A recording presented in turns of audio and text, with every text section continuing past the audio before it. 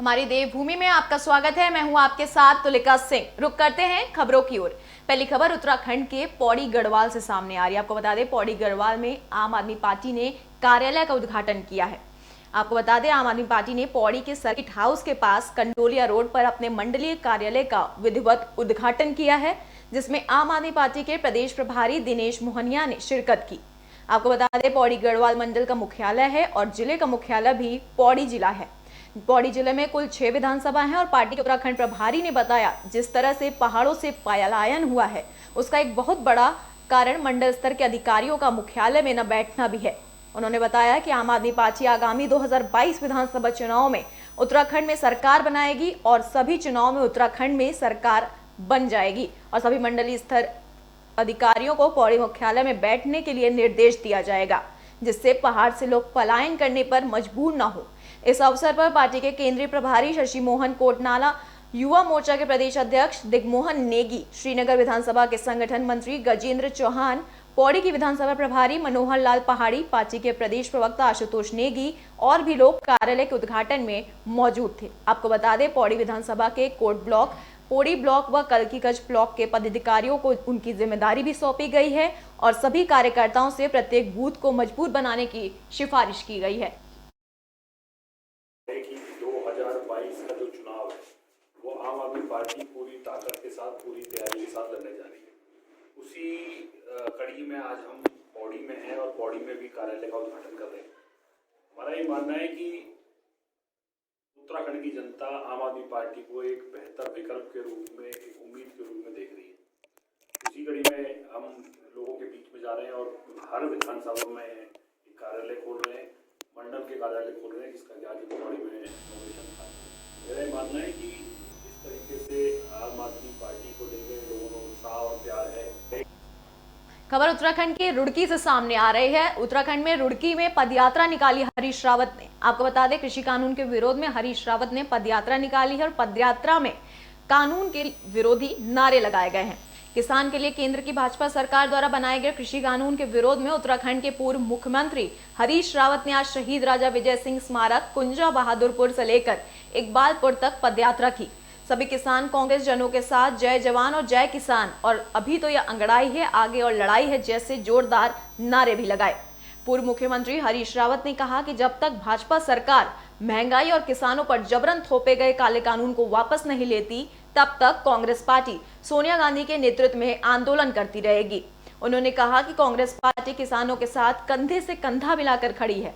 आपको बता दें कि पूर्व मुख्यमंत्री हरीश रावत शहीद राजा विजय सिंह स्मारक कुंजा बहादुरपुर पहुंचे और वहां पर भारी तादाद में एकत्र किसानों के साथ मिलकर शहीद राजा विजय सिंह के चरणों में फूल अर्पित किए। साथ ही उन्होंने कहा कि शहीद राजा विजय सिंह देश के सबसे पहले स्वतंत्रता सेनानी हैं, जिन्होंने आजादी के लिए बिगुल बजाया था।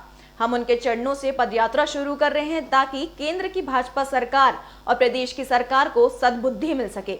उन्होंने शहीद राजा विजय सिंह और अन्य अधिकारियों से प्रार्थना की कि वे भाजपा की सरकार को सद्बुद्धि दे ताकि किसानों पर थोपे गए जबरन काले कानून को केंद्र की भाजपा सरकार वापस ले सके।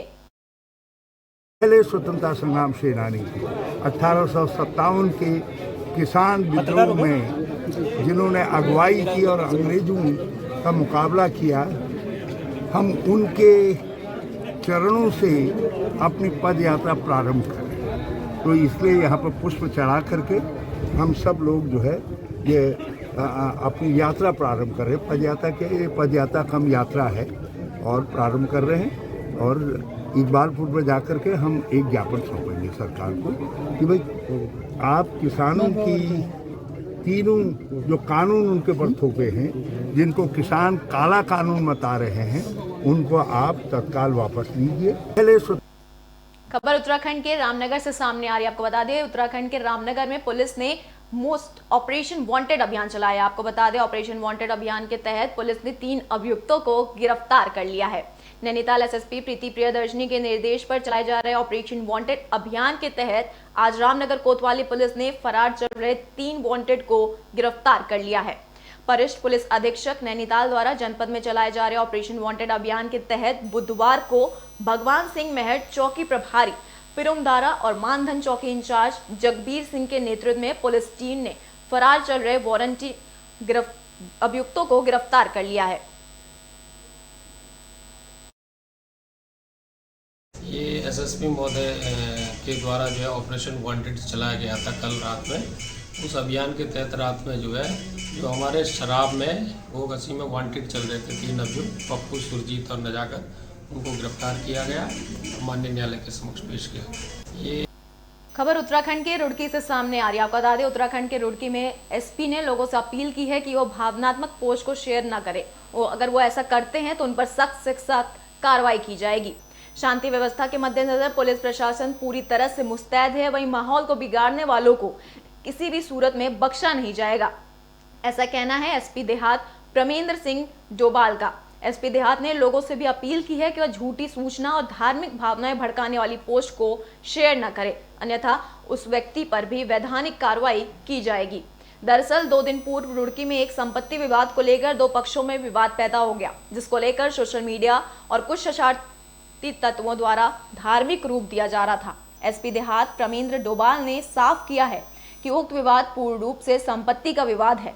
उन्होंने कहा, यदि कोई भी व्यक्ति इसे गलत एंगल देने का प्रयास करेगा तो उस पर सख्त से सख्त कार्रवाई की जाएगी और अमल में लाई जाएगी। आपको बता दें, 2 दिन पूर्व रुड़की बीएसएम कॉलेज के पास एक संपत्ति विवाद को लेकर 2 पक्षों में विवाद हो गया, जिस पर तत्काल प्रभाव से पुलिस ने कार्रवाई करते हुए शांति व्यवस्था कायम कर दी है। वही विवाद को कुछ असामाजिक तत्व अन्य रूप देने का प्रयास कर रहे थे, जिसको लेकर सोशल मीडिया का पोस्ट डाली जा रही थी और उक्त मामले में एसपी देहात प्रमेंद्र सिंह डोभाल ने कहा, माहौल बिगाड़ने वालों को किसी भी सूरत में बख्शा नहीं जाएगा। उनकी पुलिस शांति व्यवस्था के मद्देनजर पूरी तरह से अलर्ट है और तमाम गतिविधियों पर भी नजर बनाए हुए हैं। जो लोग सोशल मीडिया पर इस विवाद को अलग एंगल देने का प्रयास कर रहे हैं, उन्हें चिन्हित कर कार्रवाई की जाएगी। उन्होंने क्षेत्र की जनता से अपील करते हुए कहा कि बिना पुष्टि की खबरों या धार्मिक भावनाओं भड़काने वाली पोस्ट को वायरल न किया जाए। 2 दिन पूर्व गंगनहर थाना क्षेत्र में ये विवाद हुआ था शेखपुरी में। ये पूर्णतः एक संपत्ति का विवाद था, जिसमें दोनों पक्ष ने, एक ने पैसा लिया है और जो दूसरा पक्ष है उसने इसका जो लोन लिया था उसका पैसा, उसकी अदायगी उसके द्वारा की जा रही थी। दोनों पक्षों में जो भी विवाद था ये आपसी एक संपत्ति को लेकर था। कोई धार्मिक, इसमें कोई किसी तरीके का कोई एंगल नहीं था, पर कुछ लोगों द्वारा, कुछ शरारती लोगों द्वारा इसको एक एंगल दिया गया, देने की कोशिश की जा रही है। इसका हम लोग खंडन करते हैं और अगर कोई भी सोशल मीडिया में इस तरीके की कोई भी बयानबाजी या कोई भी इस तरीके का होगा, उसको हम लोग संज्ञान में ले रहे हैं और उसमें जो भी कठोर वैधानिक कार्रवाई भी वो करी जाएगी। खबर उत्तराखंड के कोटद्वार से सामने आ रही है। आपको बता दें, उत्तराखंड के कोटद्वार में व्यापारी मंडल के अध्यक्ष कोटद्वार पहुंचे और उन्होंने व्यापारियों के हितों पर चर्चा की है। व्यापार मंडल के प्रदेश अध्यक्ष संजीव चौधरी ने कोटद्वार पहुंचकर पत्रकारों से रूबरू होकर प्रेस मीटिंग की है, जिसमें व्यापारियों के हितों पर चर्चा की। वहीं व्यापार मंडल के प्रदेश अध्यक्ष संजीव चौधरी ने कहा कि उत्तराखंड बनने के बाद लगातार व्यापार मंडल को कुछ लोगों ने कैद किया हुआ है। व्यापारियों की जो मूलभूत समस्याएं थीं, जो कि टैक्स, बाजारों में अतिक्रमण या कोई छूट को लेकर, इन पर उनको कोई ध्यान नहीं है। हम लोगों ने प्रदेश व्यापार मंडल बनाकर यह कहा है कि पूरे देश को व्यापारियों को एक बुलंद आवाज देने का काम करेंगे, जो सरकार की चुनौती बनकर खड़ा होगा और विशुद्ध गैर राजनीतिक व्यापारी संगठन बनकर हमारा संगठन व्यापारियों के हितों के लिए काम करेगा। साथ ही उन्होंने बताया कि सरकार से हमारी मांग है कि जिस प्रकार सरकार ने अखाड़ा मजदूरों उद्योगों को आर्थिक मदद की, उसी प्रकार सरकार उत्तराखंड के सभी व्यापारियों को 1 लाख की आर्थिक पैकेज बनाकर कोरोना काल में बर्बाद हो चुके व्यापारियों की मदद करे। मैं आपको बता दें, महाकुंभ मेले पर राज्य सरकार द्वारा जारी की गई एसओपी पर भी सवाल खड़े होते नजर आ रहे हैं। आपको बता दें, कुंभ मेले के दौरान सरकार विशेष लोगों का ध्यान रखी है और स्थानीय लोगों की अनदेखी कर रही है। वहीं राजनीतिक कार्यक्रमों में हजारों की संख्या में भीड़ इकट्ठा होती है, यहाँ कोई कोरोना का डर नहीं होता।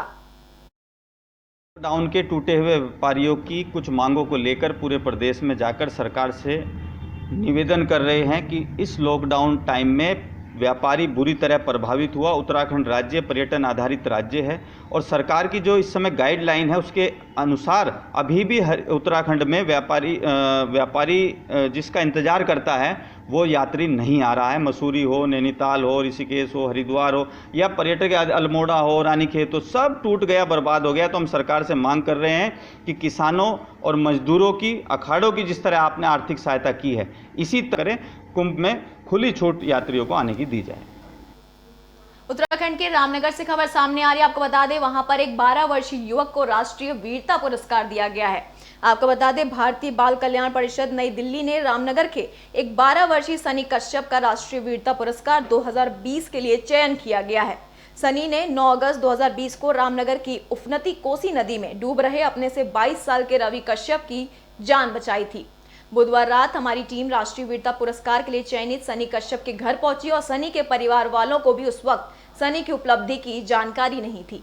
जब परिवार वालों को यह जानकारी मिली तो वे खुशी से फूले नहीं समाये। आपको बता दें 9 अगस्त 2020 को रामनगर के कोसी नदी के नए पुल से रवि कश्यप ने नदी में छलांग लगा दी थी। तभी पास में खड़े सनी ने कोई परवाह किए बगैर उफनती कोसी नदी में छलांग लगा ली और रवि को नदी से बाहर निकाल लिया। सनी की इस दिलेरी पर कई सामाजिक संगठन उसे सम्मानित कर चुके हैं। वहीं क्षेत्र के पूर्व विधायक रणजीत सिंह रावत और राजस्व विभाग के ताराचंद गिलियाल भी उसे सम्मानित कर चुके हैं। वहीं 8वीं कक्षा का छात्र सनी के बीच अपने परिवार के साथ एक किराए के कमरे में रहता है। सनी का भाई एक सागर कश्यप किसी दुकान में काम करता है, जबकि उसकी मां माया लोगों के घरों में चूल्हा और बर्तन धोकर परिवार का पेट पालती है। मेरा नाम सनी कश्यप है। पुल के ऊपर खड़ा था, वो लड़का कूदा नीचे, मैं जान हथेली पे रख के उसे बचाया, नीचे गया पानी में तैर के मैंने उसे बाहर निकाला, फिर बचा लिया। अच्छा लग रहा है। मेरे परिवार की स्थिति खराब है, मैं सरकार से चाहता हूँ कि वो मेरी मदद करें। माया कश्यप बढ़िया लग रहा है। मेरे बच्चे ने किसी की ज़िंदगी बचाई तो मैं ये चाहती हूँ मेरा बच्चा कुछ बने। मैं तो बनियों में काम करती हूँ, बर्तन धोती हूँ बनियों को। उत्तराखंड के रुद्रप्रयाग से खबर सामने आ रही है। आपको बता दें उत्तराखंड के रुद्रप्रयाग में एक बड़ा हादसा टलने से बच गया। केदारनाथ हाईवे पर रुद्रप्रयाग के निकट पहाड़ी से भारी बोल्डर और मलबा गिरने से एक मैक्स वाहन क्षतिग्रस्त हो गया। गनीमत ये रही कि वाहन चालक की साझेदारी से नदी में गिरने से सब बच गए और वाहन में बैठी 10 सवारियां सुरक्षित रहीं।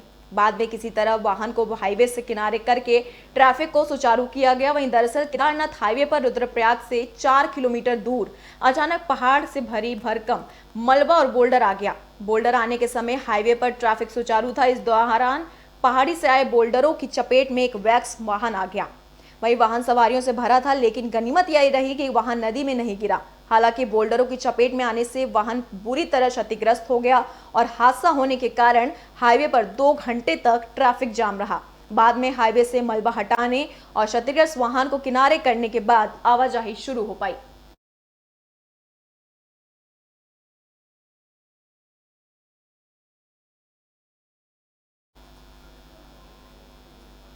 खबर उत्तराखंड के कोटद्वार से सामने आ रही है। आपको बता दें पूर्व कैबिनेट मंत्री ने त्रिवेंद्र सरकार पर निशाना साधा है। प्रदेश सरकार के जन विरोधी नीतियों से नाखुश होकर आज पूर्व कैबिनेट मंत्री सुरेंद्र सिंह नेगी ने त्रिवेंद्र सरकार पर निशाना साधा है, जिसमें पूर्व मंत्री ने सड़कों की बदहाल दुर्दशा को लेकर अनशन की चेतावनी दी है और कोटद्वार में जिला विकास प्राधिकरण के विरोध में जन आक्रोश रैली का आयोजन किया है। अगर सरकार विधानसभा सत्र में जिला विकास प्राधिकरण को समाप्त करने फैसला नहीं लिया जाता है तो 1 मार्च को भाबर क्षेत्र में एक विशाल जन आक्रोश रैली निकाली जाएगी। पूर्व मंत्री ने स्थानीय विधायक और प्रदेश के वन मंत्री हरक सिंह रावत पर भी कोटद्वार की उपेक्षा का आरोप लगाया। वन मंत्री ने कोटद्वार से विधायक होने के नाते कोटद्वार को विकास की गद्दी देनी थी, लेकिन कोटद्वार की जनता का दुर्भाग्य है कि मंत्री हरक सिंह रावत ने पूर्ववर्ती सरकार के द्वारा किए गए विकास कार्यों को रोकने का काम किया, जो कि दुर्भाग्यपूर्ण है। सरकार दोषी है, वन मंत्रालय जो है वो दोषी है, वन मंत्री जो मुखिया है वन विभाग के वो दोषी है। वो चाहते तो इसकी पैरवी सख्ती से करते और पैरवी मजबूती से करते तो मैं समझता हूँ कि सुप्रीम कोर्ट भी जो है विगत जो आजादी के बाद से चल रहे मोटर मार्ग है जो यातायात के लिए है और जनता के सुख और सुविधाओं के लिए है उसको रोक नहीं लगाती। ये निश्चित रूप से सीधा लापरवाही का कारण है। तो इसके लिए जिम्मेदार जो है राज्य सरकार भी है, वन मंत्री भी है और वन मंत्रालय भी।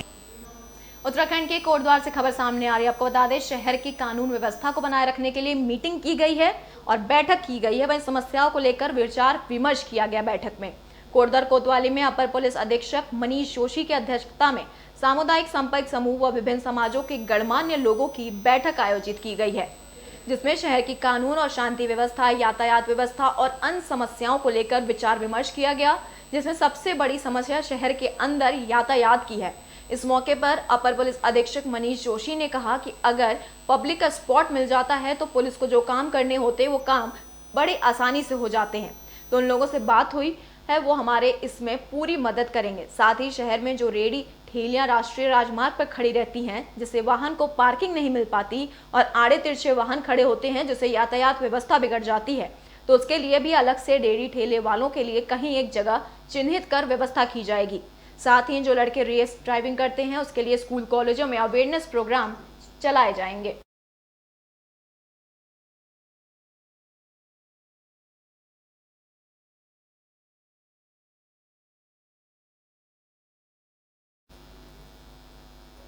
हमारी देवभूमि में फिलहाल के लिए इतना ही। देश और दुनिया की तमाम बड़ी खबरों के लिए देखते रहिए AB स्टार न्यूज। नमस्कार।